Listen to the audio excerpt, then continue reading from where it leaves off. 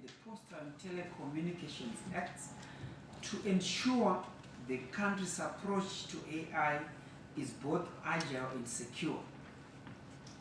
The strategy is a declaration of intent to actively shape the country's technological future based on three core imperatives, namely economic sovereignty and competitiveness, in order to ensure that we have a resource-based economy in collaboration to the knowledge-based economy, cultural and social determination in order to instill Zimbabwean values and the philosophy of Ubuntu, and the inclusive and resilient development, ensuring that we leave no one and no place behind.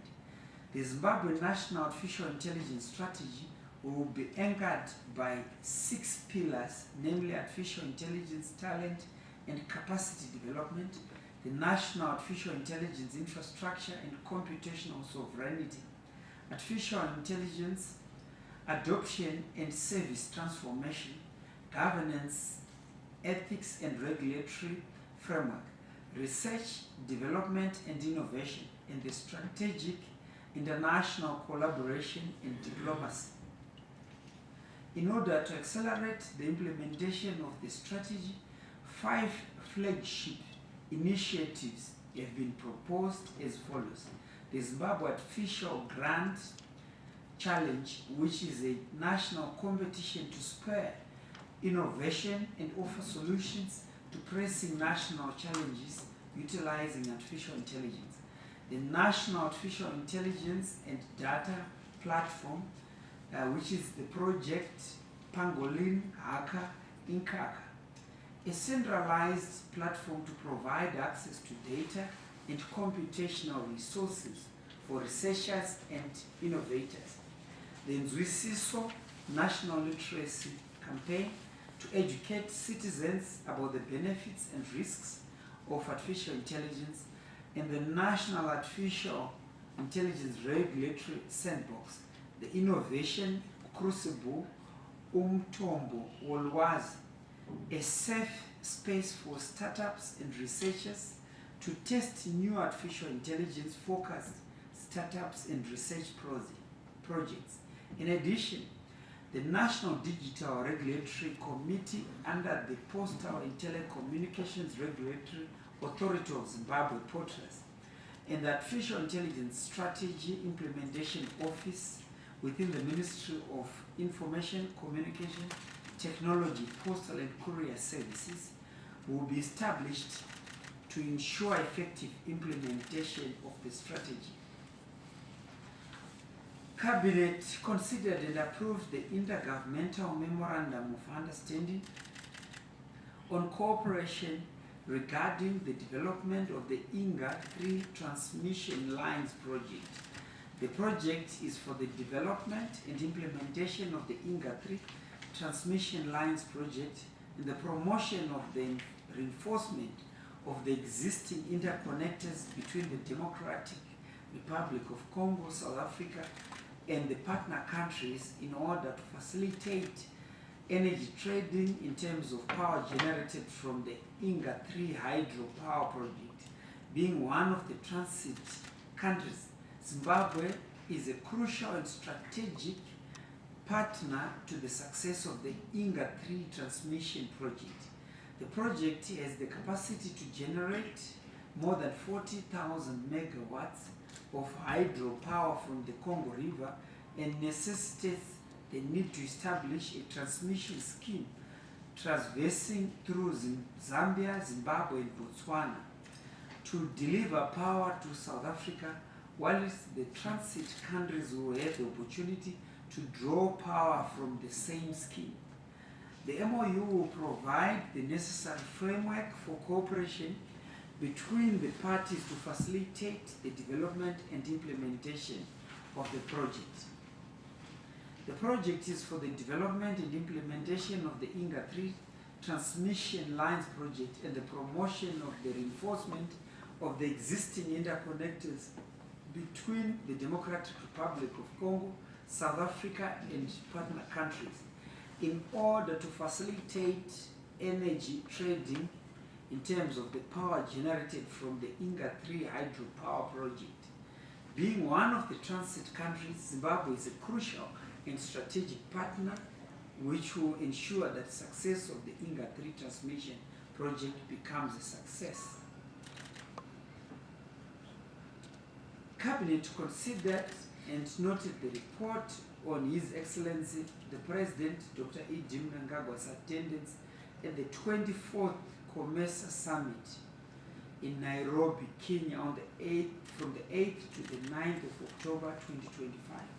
His Excellency the President Dr. Idi Mnangagwa attended the 24th COMESA Summit, which was held under the theme Leveraging Digitalization to Deepen Regional Value Chains for Sustainable and Inclusive Growth.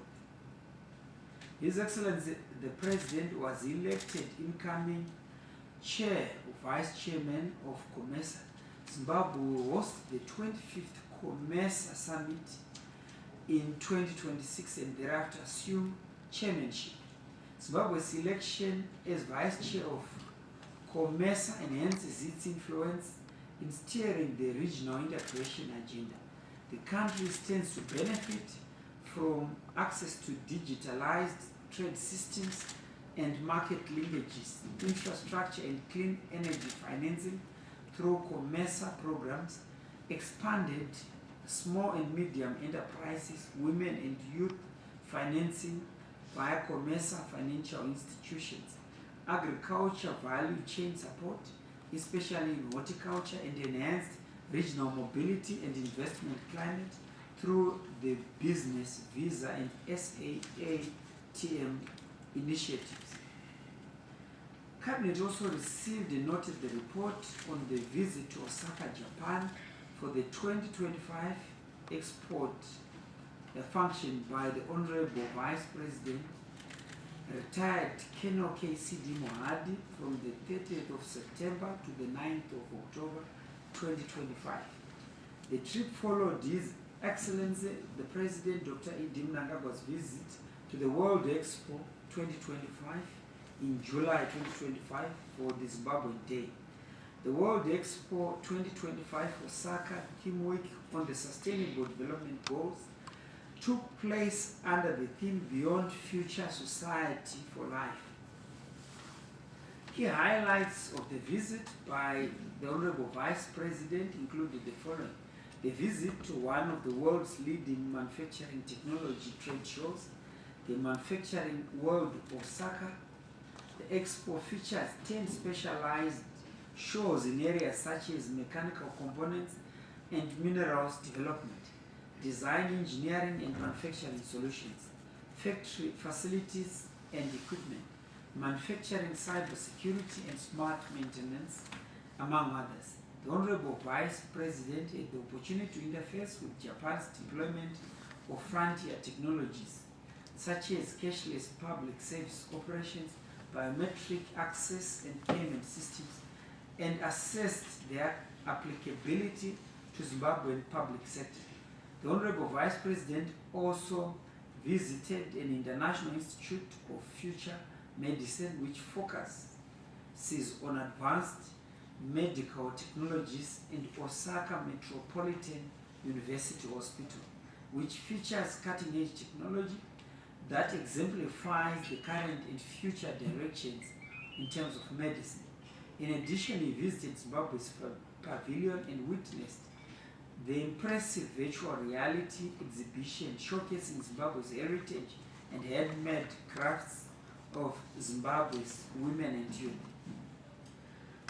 Cabinet also deliberated in terms of the outcome, in terms of the world's best must-visit destinations, in terms of the 2025 Forbes magazine, in a development that confirms continued success in terms of His Excellency the President Dr. Idi Mnangagwa's image building and engagement and re-engagement program under the National Development Strategy 1. Cabinet noted and applauded Zimbabwe's listing as the world's best must-visit destination for the year 2025 by Forbes magazine, This is a very critical recognition that will attract more people to visit Zimbabwe, I think. Thank you very much, Honorable Minister, for presenting today's cabinet highlights. Allow me to move to the first set of 3 questions. Over to you, colleagues. Yes. Thank you. Thank you, Chief Secretary. My name is Mukuzeichi from the Herald. My first questions are direct to the Minister of Foreign Affairs and International Trade. Prof, what are Zimbabwe's strategic priorities as the incoming chair of COMESA? And also, how does Zimbabwe intend to enhance regional integration and trade among COMESA member states during its chairmanship? Also, how will Zimbabwe utilize its chairmanship to address conflicts and promote peace in COMESA region? Also, on that COMESA issue, you can also address what are Zimbabwe's key objectives in vying for a seat in the United Nations Security Council, and how do they align with its role in COMESA? Also, to the Minister of Foreign Affairs, with your indulgence, Chief Secretary, just wanted to ask about the bus disaster that happened in South Africa. Can I go ahead? Yes. Thank you.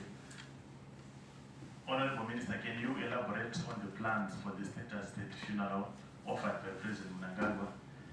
How will the process be managed? Also, how is the Ministry of Foreign Affairs coordinating communication with the families of the deceased to ensure they receive necessary support? Then lastly, on that issue, what long-term strategies is the Ministry or is government considering to prevent such tragedies from occurring in the future? Thank you, Chief Secretary. Yes. Thank you, Chief Secretary. Wallace Rushito from the Young newspaper. My question is directed at the Foreign Affairs Minister. Minister, Zimbabwe has been recognized as the #1 country to visit. What does this speak to in terms of Zimbabwe's increasing appeal on the global stage? Thank you. Over to you, Honorable Minister. Thank you, Chief Secretary. All the 7 questions to the Minister of Foreign Affairs. Honorable Murwe, you can respond in terms of COMESA, in terms of the bus disaster, in terms of the Forbes report. Over to you, Honorable Murwe. Thank you very much, Chair. Thank you very much, Chair. Thank you, Mukuzei, for the question. First of all, in terms of COMESA, Zimbabwe's strategic priorities are to make this country sovereign, free, and independent. It can only be achieved when we do focus on prosperity of our people. And prosperity necessarily comes from trade, production, and trade. Going to our constitution, you shall see that section 12, subsection 2 of our constitution directs this country to be pan-African and be woven within the African system. So by going to COMESA, our strategic objectives are basically to meet our constitutional obligation based first on the prosperity of this country, which is the imperative of the government and the people of this country to be prosperous and live happy and fulfilling lives.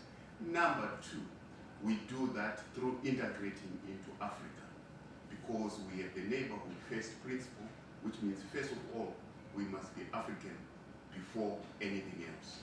So these are the strategic imperatives. And for us to be able to achieve this prosperity, this region, this COMESA region, building into the Africa and the African Union, must be peaceful, because peace is the foundation for everything else, from economic development, production, trade, and all other things are based on peace and security. So this pillar is very important. Now, Zimbabwe, through His Excellency the President Dr. Mnangagwa, has had a lot of experience in mediating conflicts. And just to say, the latest conflict is the eastern part of the DRC, where His Excellency the President, as chairman of SADC, and in his own right as an African statesman, devised a new method of solving conflicts in Africa. As we say, absence of exchange of fire does not mean peace. Peace is achieved through addressing root causes of conflict. And one of the issues that has happened in the eastern part of the DRC is to address the issue of addressing root causes of conflict, first of all through the SADC mechanism, and then he made sure that we aligned and worked together with the East African community through to the African Union in order to solve problems in the eastern part of DRC. So this experience helps the region as we go into COMESA to make sure that we use this experience to solve wider conflicts in Africa by mediating and making sure that this is the foundation that we can use for future prosperity. And this is coming at a time when His Excellency the President has launched Zimbabwe's bid to be in the Security Council. The Security Council is the main part of the architecture of peace in this world. And being part of the Security Council, Zimbabwe was already part of the Security Council in the 80s and in the early 90s. But now, going back 30 years after, we are going back more mature, more experienced, and we think we can use this experience in the Security Council to further the objectives of COMESA, further the objectives of SADC, and further the objectives of the African Union, which is silencing guns and making sure that we manufacture and foster prosperity for our people. There has been too much conflict in Africa, but we think by the approach that was adopted by His Excellency the President and his colleagues of addressing root causes, we will be able to achieve peace, therefore development in the COMESA region. COMESA is half of Africa's population, about 700 million people across 21 countries. And it's one of the biggest trading regions and successful trading regions or blocks in Africa. Just to know that there is about 700 million people coming from Libya to Tunisia, via Egypt, to Ethiopia, going down to Eswatini. It's a very huge, and Madagascar, huge trading bloc. So we believe that the strategic objectives of Zimbabwe and of Africa will be met through all these processes that I have described. I hope I've answered you on this one. Now going to the bus disaster, yes, there is an unfortunate, very unfortunate accident that occurred on a bus that was coming from Eastern Cape, coming through to Zimbabwe and Malawi. His Excellency the President, Dr. Mnangagwa, already issued a statement yesterday pledging support for our families. This is in compliance with, of course, Section 35 of our Constitution, which says we must protect our citizens at home and abroad, and this time it's abroad.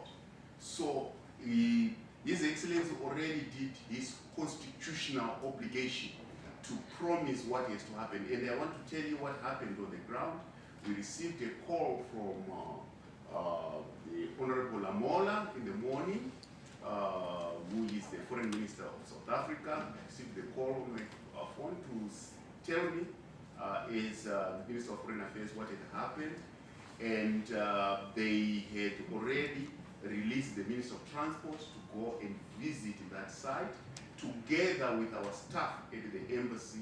As you know, we are represented in South Africa by our ambassador, Ambassador Ahmed Zirifi, and we have consular services.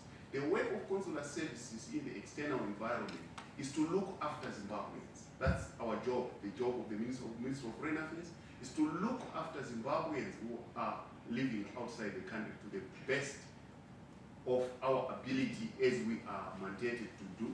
So they already went to the ground yesterday in the morning and confirmed that there were about 91 people on the bus, and this included people who are not Zimbabweans, of course, and unfortunately we lost about 40 plus people. Some survived, they are in hospital, and we are waiting for forensics from the South African police, which is His Excellency already thanked the South Africans for the help that they are rendering to our citizens, the victims of the disaster. And this is what we are basically doing. In terms of long-term strategy, I'm not too sure how to explicitly tell you that this is an accident. Accidents happen, and they are unfortunate. However, accidents happen and they're unfortunate. But it is very important that we wait for the report from the South African police on exactly what happened through our embassy, through our consular services, to know exactly what happened so that we can be able to devise strategies for the future if indeed there was too much of human error. But we can't conclude yet. We don't want to speculate because officials are working on this issue, and we trust that this will be done very well. Of course, caution is needed on the road, and as well as other factors might include fatigue. I don't want to say that is the cause because we are still waiting for the report, but there are certain factors that they have to be included when one is moving on the road: the fitness of the vehicle, the fitness of the driver, the issue of fatigue and so forth. But among all these factors, we will be informed by the South African police exactly what happened. But in the meantime, we are concentrating on making sure that we are helping people who are still in hospital. His Excellency has promised that we are going to pay for their hospital bills, as well as repatriating both the alive, the living and the deceased to their home, which is Zimbabwe. So government is doing its utmost best to make sure that we do everything that the country has to do. Now, I hope I have answered on that one and left some gaps. Those gaps are to be filled by the report that is going to come through from the South African authorities and our authorities on the ground, Zimbabwean authorities. Now, Zimbabwe #1. This is big news, and it's a vindication of His Excellency's efforts through his point ministries, including the Ministry of Tourism, who have been promoting Zimbabwe in a very big way. You know, Zimbabwe has been subject in the past of negative reporting, but Zimbabwe is very resilient because Great Zimbabwe does not disappear because it has been negatively reported. Victoria Falls does not disappear because it has been negatively reported. At some point, the truth comes, but it always comes with efforts. His Excellency's approach to foreign policy has always been to build the image of this country to what it is, to engage, to re-engage, and these efforts of engagement and re-engagement are now beginning to be very difficult to ignore. And the facts on the ground are telling us that Zimbabwe is a gem. Zimbabwe is indeed a gem, and it has been proven now by the Forbes magazine that Zimbabwe is a place to visit in 2025. And I would like to say in 2025, in 2026, in 2027, going forward, So Zimbabwe is the place to visit.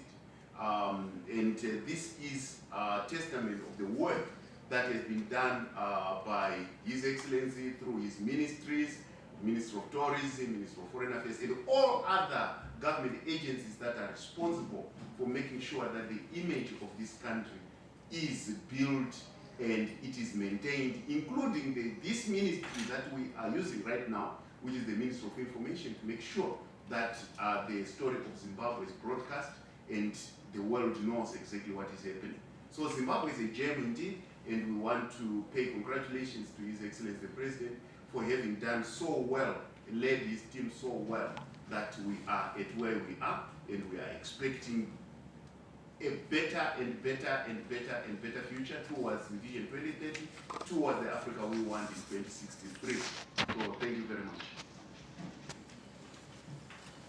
Thank you very much, Honorable Minister, for responding to those questions. We'll move to the last set of questions. Yes. Okay, thank you, Chief Secretary. I'm Stanley James from ZBC. Again, my question is also directed to the Minister of Foreign Affairs and International Trade. I think based on what has been alluded to in the Cabinet report, positive report that our Vice President Mwadi was also at the Osaka Expo. Now that it has ended, can you just tell us what lessons were learned by Zimbabwe and to what extent did that Expo benefited Zimbabwe? Or as well as how it really put Zimbabwe on the map? Thank you very much. Yes. Yeah, Tinesha Matamu from Martins TV. So my questions are centered on the Inga 3 hydro transmission project. So how much electricity are we going to be benefiting from this project? Also, when are you expecting to complete this project? Approximately how much was invested into this project? Also, how far have you gone with this project? Thank you. Yes. Thank you so much. My name is Latko Nyang from ZTN. My question is directed to ICT Minister. Following this approval of the National Intelligence Strategy, what tangible low-hanging deliveries can we expect in the short to medium term? Thank you very much. Over to you, Minister. Okay. The first question is, what are the benefits in terms of the Osaka Expo? Over to you, Professor Mwila. Thank you very much, Honorable Chair. Indeed, our Honorable Vice President visited Osaka, but the main point is that now that it ended, Stanley James, what are the lessons learned? I would also want to add, what did people learn from Zimbabwe? Because sometimes people think that this country is always to learn from someone. No, we make people learn because we are very good as a country. And one thing that we made them learn was how to do an exposition, because we won in Osaka. And just to add to that, in order to bolster my point, last week we went again for another Expo, Zimbabwe, because that's our exposition platform, which is Zimbabwe. We won in Botswana last week. When we went to Algeria in September, we won again. When we went to Zambia in July, we won. And when we went to Rwanda in, I think it was in July, we won. When we went to Egypt, we won. So when we went to Mozambique again, Maputo, we won. So, and when we went to Eswatini, we won. So Zimbabwe is good. And we are doing well as a country under the leadership of His Excellency the President, Dr. Idim Nangabo. So this is just to contextualize that Zimbabwe is also learning how to improve exposing the country to international visitors. That's why we are the best country to visit in 2025. But one thing which is very important is to say, for Zimbabwe to be able to trade, it must expose itself. It must attend these expos, because people should be able to see Zimbabwe in order understand and come to Zimbabwe. And trade is one of the main components of an economy. This economy can only grow very well through trade. And this is one of the strategic benefits that we got from Osaka. His Excellency the President visited Osaka in July for our National Day. And during that National Day, it showed in the Business Expo, it really showed that Zimbabwe cannot be underestimated. We are doing our best. We can always learn more, but we are doing our best to make sure that this country is on the world stage to do its trade, to do its tourism, and basically to improve the lives of the people of this country, and as a constitutional obligation. So we learned a lot, but they also learned from us a lot. I do not break too much about Zimbabwe, but I think Zimbabwe has to brand itself, because it looks like we're doing extremely well. Thank you. Thank you, Honorable Murwira. The second question will respond, but I'll ask the third question. Honorable Tatenda Anastasia Mabita will respond to the artificial intelligence questions. Over to you, Minister. Okay, thank you very much, Honorable Chair. Let me thank Mr. Yangu for that very important question. For us, we are very happy for this great milestone as a country. Being included on part of the 16 countries in Africa who already have got existing policies in terms of artificial intelligence. The low-hanging fruits are, as a country, we feel there is great need. We have got a resource of intellectual capacity, which is quite advanced from our young people, and that is one of the greatest hanging fruits that we have. When we look at it, we've got a program which we're going to be launching, which is called Pangolin Haka.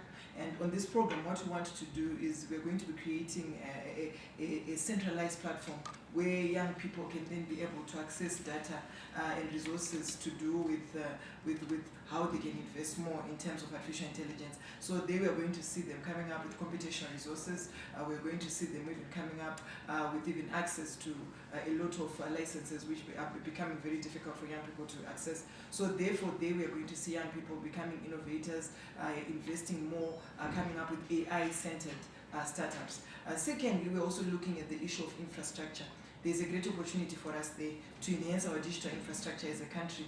We have our high performance computing center, which is at UZ, and now we're happy that there is also another opportunity for us now to make sure that we invest greatly in our cyber security systems. We also invest in terms of our digital infrastructure, providing for more connectivity, providing for also access to this connectivity to our young people. We also see an opportunity for enhancing our e-government systems. I'm glad to say that we have already concluded on our investment, on our enterprise architecture modeling, and as a country, there is great need for us to have to have more systems in terms of our government, making sure that at least they become more digitalized as ever. So therefore, with the coming of this strategy, we feel that there is great need for us to invest greatly on our e-government system, and we see that there is also that great opportunity.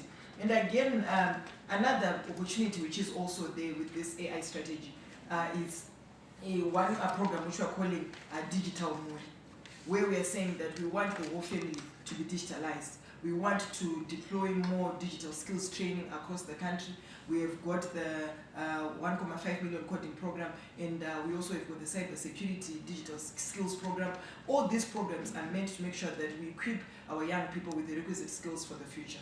And therefore, we feel that with the coming of this AI strategy, we have already come up with a plan to say how are we going to make sure we deploy more digital skills, we train our people, and they become more resourced. And of course, us creating more opportunities for young people to continue innovating. Our president has been clear. He said, dream as much as you dream. We want you to innovate. We want young people to invest in developing our country. So there is a great opportunity for us to become an AI producer and not an AI consumer. And this is a great opportunity for us. So we are very happy with this AI strategy, and we are saying this is going to leapfrog us to digitalize Zimbabwe as we journey towards Vision 2030. Thank you. Thank you, Honorable Minister. I want to respond to members of the fourth estate that for today, Cabinet approved an intergovernmental MOU on cooperation regarding the establishment and development of the Inga 3 transmission lines project. That's what Cabinet approved. But also to highlight that electricity is one of the most important common denominators in terms of macroeconomic growth for respective countries, and in this particular case for the Democratic Republic of Congo, for South Africa, for Zambia, for Botswana, as well as the importance being highlighted by the fact that Zimbabwe is a member of SADC, and also Zimbabwe participates in power pooling initiatives. And the approval today is going to highlight Zimbabwe's importance in terms of regional integration, and also to highlight the project, which is a hydro power project, which will be utilized within the SADC region. But also to highlight that the Inga 3 project will generate around 40,000 megawatts in terms of power, which is the hydropower from the Congo River. So this intergovernmental MOU will necessitate the establishment of a transmission infrastructure initiative in terms of interconnectors and many other infrastructure initiatives in order to connect the rest of the SADC region. So this is a very important MOU which was approved by Cabinet in terms of the Constitution of Zimbabwe. Thank you. Thank you very much, Honorable Ministers, for responding to those questions. We've come to the end of today's post-Cabinet press briefing. Thank you very much, colleagues.